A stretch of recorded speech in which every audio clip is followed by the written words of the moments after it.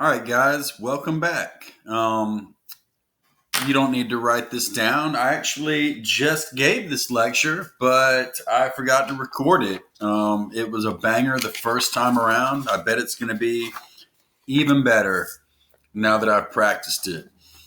So, we finished up talking about the American Revolution, our actual armed revolution against Great Britain.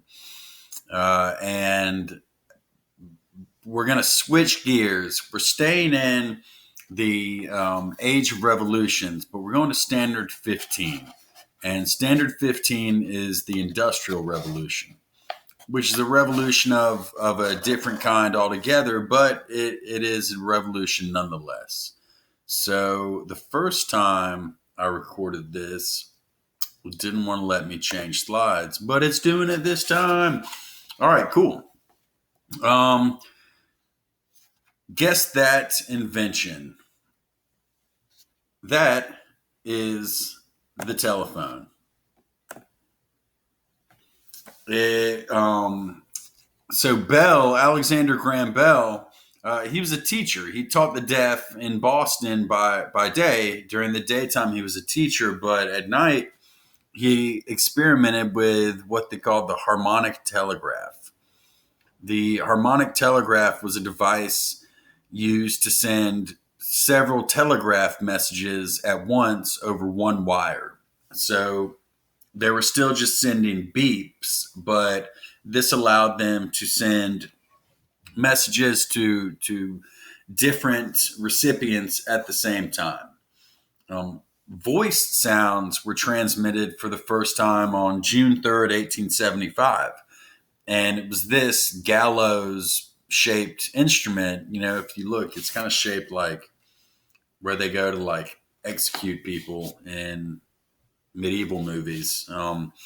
But that was able to, he actually didn't realize it or wasn't aiming for it, but he realized sort of mistakenly through his experiments that he could create a device that transmitted voices instead of those beeps. So, March 10th, 1876, Bell finally succeeded in speaking words over a telephone. He was about to test a new transmitter. And in another room, his assistant, a guy named Thomas Watson, was waiting for the test message. Uh, Bell spilled battery acid on his clothes and he shouted out or he cried out, Mr. Watson, come here, I want you. And Watson, who was on the other end of the phone, was able to hear it all. And he rushed into the room. Um, February 14th, and this is big because this is the reason we know Alexander Graham Bell's name and not Elisha Gray. Because Bell filed his patent application, his attorney did, February 14th, 1876. And just a few hours later, a guy named Elisha Gray filed his notice of invention for a telephone. So a patent is pretty much it gives you the legal rights to an idea or an invention or a concept, and it makes it so that any marketing, so any like selling of that technology has to go. You have to have a hand in that. Basically, you can approve or deny people making your product. So if Gray, maybe I'm underestimating you, but I think probably none of you knew the name Elisha Gray. But a lot of you, I'm sure, knew Alexander Graham Bell, and that's all because Bell got his application in first. So turn your stuff in on time. These are ones that everybody sees in U.S. history class when you're talking about cotton and slavery. The one on the left is the cotton gin. And the cotton gin separates cotton from its seeds. So before the cotton gin, it took one person about 10 hours to separate 1 pound of cotton from the seeds. After the cotton gin, a team of 2 or 3 people could produce about 50 pounds of cotton in a day. So um, this really improved efficiency in cotton harvesting and cotton picking, not picking, but in separating the seeds. On the right is the spinning jenny. The spinning jenny actually produces thread or yarn from the cotton. So from that thread, we make cloth that can be sewed to, made into anything, sheets or, from that, from that thread, we make cloth and, that can make bed sheets or clothing or even a sail on a sailboat. The point is, it's all just being done much faster and with less labor. The spinning jenny, like before the invention, a worker was able to make about 8 spools at once. And once the spinning jenny continued to sort of be revised and improved, eventually that's going to be 120 spools at once. So that's a major improvement in the textile industry.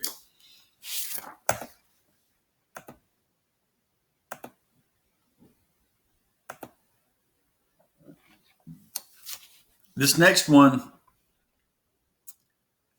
over here, you can see, y'all know what that is. That's film, right? This is the Vitascope. We'd already had photographs. This is the Vitascope by Thomas Edison. He's another very famous inventor. And that's going to be 1896. Basically, it's the first film projector. This is the Vitascope 2, same concept, just an improved version.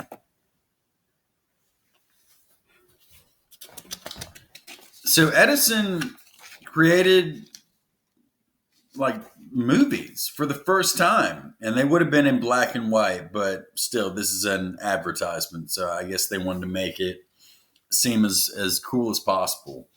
That's an advertisement from the late 1800s, and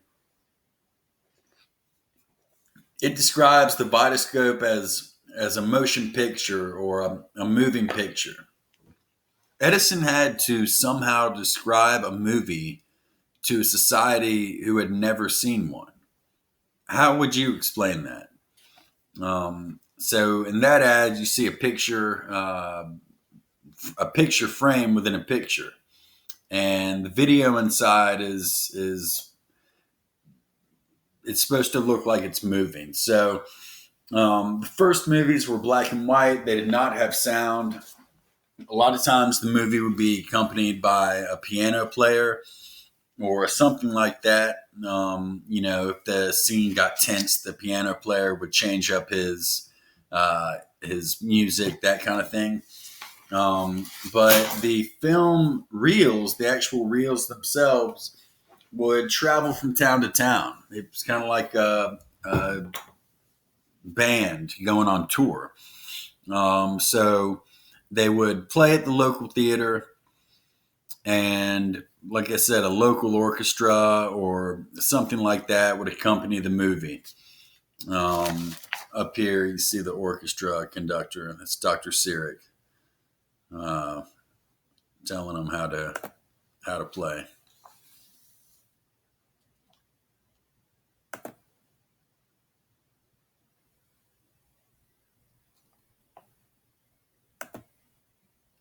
Sewing machines.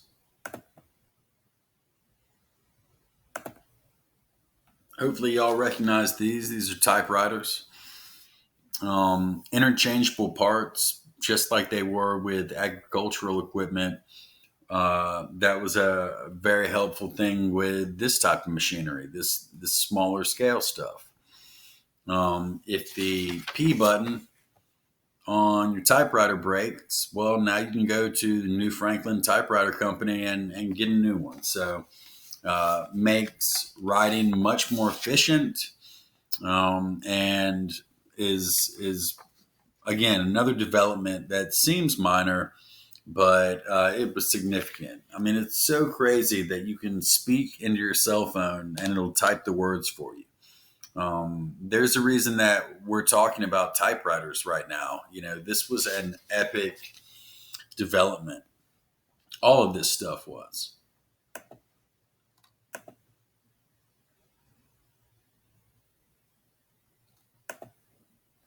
So up there, top left, is people sawing blocks of ice. This guy right there. Basically, they would saw blocks of ice out of frozen ponds during the winter, and they'd pack them in sawdust, which I guess helps to prevent them from melting, and they would store them in ice houses. So, of course, no electricity, no refrigerators or freezers, right? So that's as old school as it gets. They would just cut huge chunks of ice. Down here, this is a mail wagon. That's 1890, and that's in New York. In 1890, it took 3 weeks for mail to go from the East Coast to the West Coast. That is not very efficient. So, as transportation improves, so does communication. That makes sense.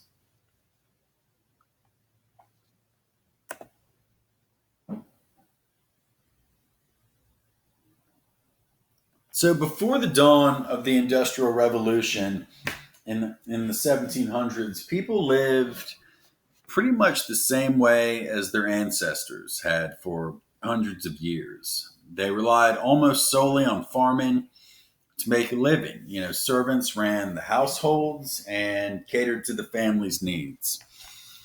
The Industrial Revolution was a slow process in which major technological advances were made from about 1750 to the early 1900s.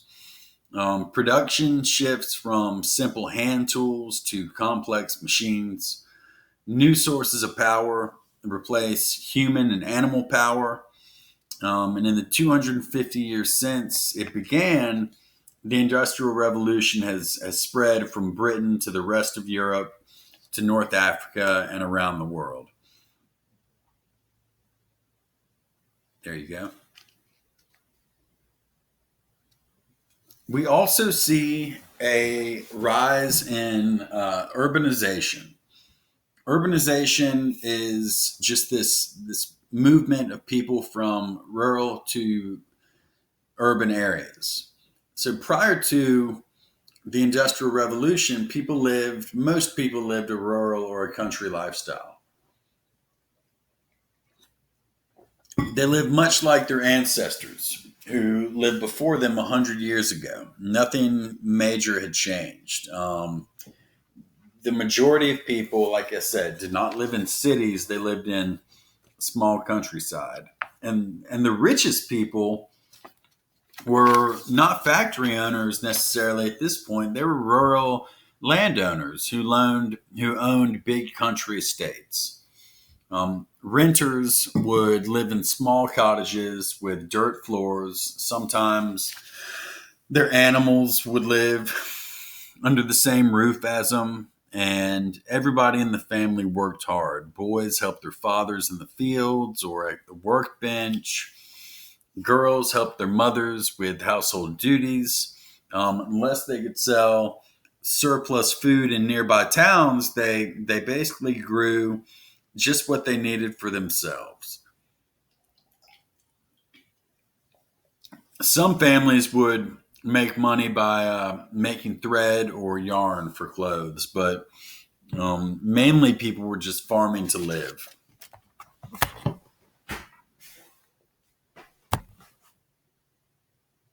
Because of the Industrial Revolution, the lifestyle of people all around the world begins to change in this urbanization that I mentioned. Urbanization, like I said, is the process of people moving to the cities from rural country. People would move to the city in search of job opportunities.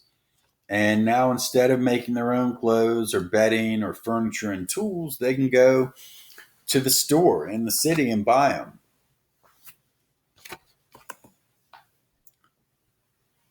So here you go. In the 1700s, 25% of Europeans lived in cities. Today, 2% of Americans farm, 70% live in cities. So a major shift. Britain is going to be the leader in the Industrial Revolution, no doubt about that. That's how this tiny nation was able to become a one of the wealthiest and most powerful nations in the world.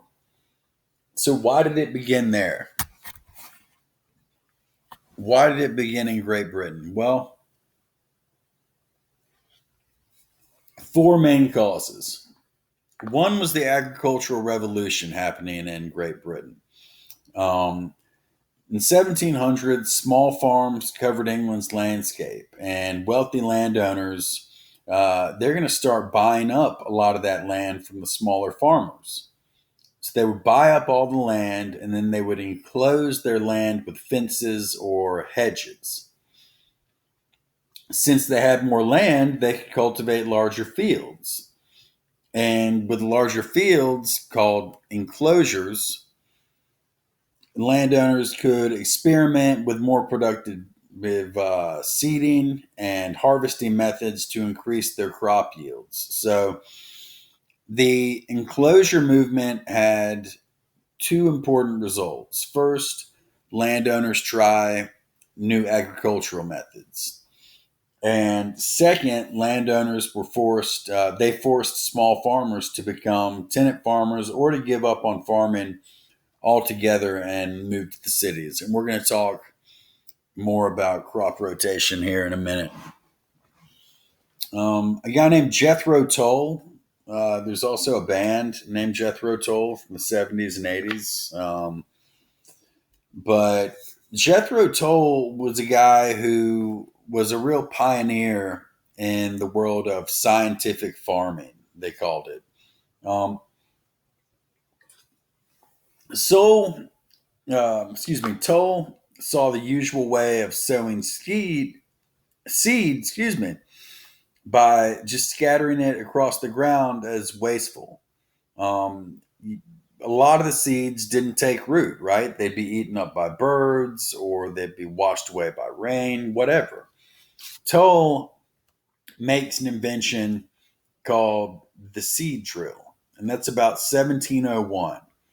The seed drill allowed farmers to sow seeds or to plant seeds in well spaced rows at specific depths. So a larger share of the seeds took root, so crop yields were boosted. Um, Secondly, crop rotation. The process of crop rotation proves to be one of the best developments by the scientific farmers. The process it improves basically on older methods of crop rotation. They were generally acquainted with this concept before, but now they get it down to a science. So what it looks like, and I'm not a farmer, but I do have a pretty sweet lemon tree in the backyard. But one year, for example, a farmer might plant a field with wheat. Wheat is known to exhaust soil nutrients or to take nutrients out of the soil.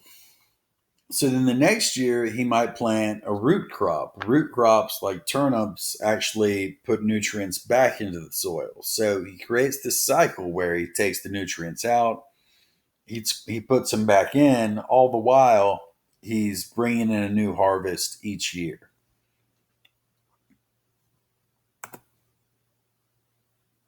There's also a population boom. The agricultural revolution contributes to rapid growth in population that continues today. It's hard to get precise stats on population in the 1700s, but the ones that do exist show a huge increase in population. So, like in 1700, the population of Great Britain was between 4 and 5 million. Let's see, 4 million. Uh, by 1800, it's about 9 million. So that's significant. In Europe as a whole, it goes up from 120 million to about 190 million during that same period. That was growth that had never been seen before. Labor supply. A lot of workers were needed to mine and build factories and run machines. So why the population boom? Well, due to a declining death rate and rising birth rates. The agricultural revolution reduced the risk of famine because they ate better, women were healthier and had stronger babies. Also, in the 1800s, better hygiene and sanitation, along with improved medical care, all these things are going to continue to slow deaths from disease and other causes that used to really be devastating. Um, Another reason that it all started in Britain. Natural resources. Britain was a small nation in area, but it has large supplies of coal which was used to power steam engines, and iron which was used to build new machines. They also had capital. Capital, for our purposes, just means money. People had stuff to spend. How does that play into it? Well, a growing overseas empire helped the British economy prosper. And starting with the slave trade, the business class, the wealthy in Britain, accumulated tons of capital or wealth to invest in enterprises such as shipping, mines, railroads, and factories. Also, the agricultural revolution made large farming estates wealthy. So now these wealthy farmers had extra money to invest in new ventures. Britons could take on financial risk by investing in new ideas, new inventions, new technology, and industry. And middle and upper class entrepreneurs brought all that together. They invest their capital and they use Britain's new labor force and natural resources to develop new inventions and to create an industrial revolution.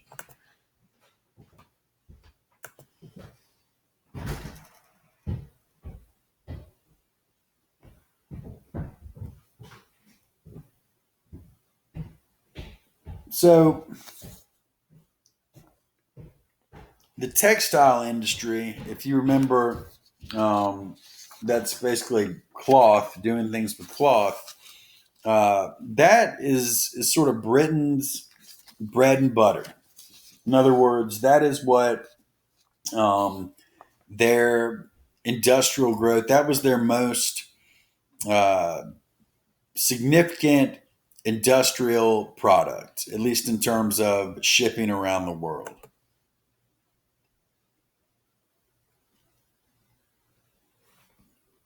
We also see this guy James Hargraves, who I mentioned him in talking about the spinning jenny, but um, he named it for his daughter, which I think is kind of nice.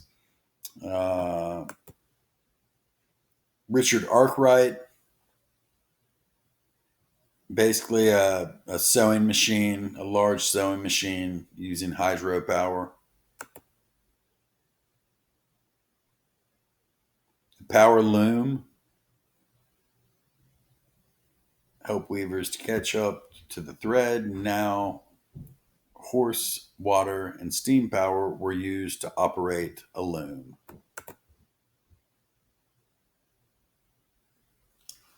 So, the factory system, and this will be the last one we go through. These new machines would put an end to the putting out system because they got to be so big that you couldn't put them in workers' houses. They moved into large buildings built near major waterways, marking the beginning of the factory system. And these first factories were developed for cloth production, like I said, and were built near rivers and streams because they needed water power. So Watt's steam engine, that's James Watt, a mathematical instrument maker at the University of Glasgow. He's a Scottish guy. He thinks about this problem for 2 years. And in 1765, he figures out a way to make the steam engine work faster and more efficiently while burning less fuel. 1774, Watt joins with a businessman named Matthew Boulton, and he's going to pay Watt a salary to encourage him to build better engines. So when we say reinvented, we mean it was already invented, but he just added significant improvements. Let's see if this is going to work. No, it's not. All right, guys. Good job today, as always.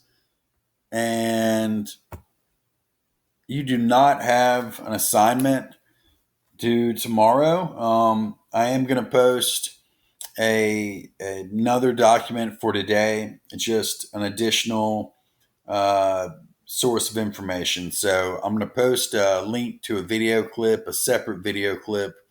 And if you want more info about this, then definitely check it out. But see you back here, same time tomorrow. Hope everybody's staying healthy.